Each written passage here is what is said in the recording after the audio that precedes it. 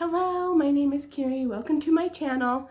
First and foremost, please don't pay much attention to my appearance today. I have COVID and it has been in my second week, and I am better than I was, but I am not back to normal by any means. I've just been resting. Sorry if you could just hear my neighbors. I've just been resting and obviously not even getting myself ready. But with how long it's taking me to recover, I wanted to still get this video up. To me, when it comes to making the most of any particular holiday or season of the year, the thing to do is to really immerse yourself in it and have it be a part of your daily life. Why just have the holiday be one day? I think we should make the whole month a little bit more festive, a little bit more fun, add a little bit of life, light, and joy to the mundane daily routines. So I have some ideas of how you can bring Halloween into your life for the whole month of October to make sure that you get a little bit more out of it this year. My tip number one is, if you are a reader, obviously picking books that are centered around whatever time of year it is and the holidays in that season makes it a little bit extra special. You get a little bit more out of your reading that kind of fits the atmosphere of the time of year. So right now I am reading Dracula and I'm getting all the spooky feels. It is September still, but I'm starting it now because I think it will take me until Halloween to finish. So I'm just going to get all the vibes for the next 6 weeks.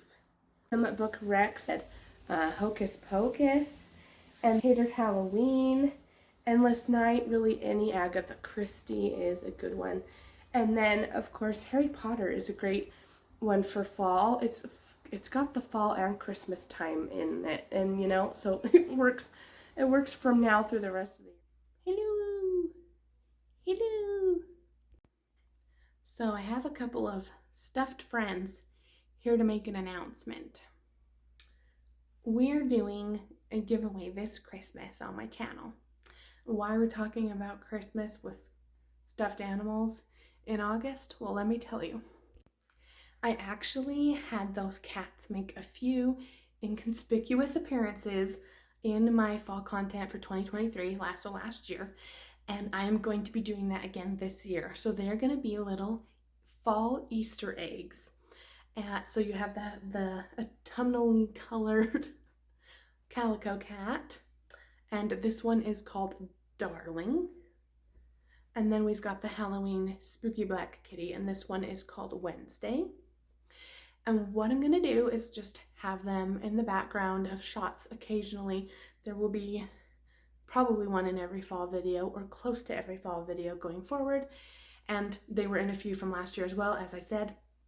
And if you just comment which cat you saw, like I saw Wednesday on the bed when you were putting up your fall decor, or I saw Darling on the couch when it was raining last year's video or whatever, comment on the video that they're in and where you saw them, and that counts as an entry for a giveaway. And at the end of fall, I will then do a giveaway for whoever had the most comments.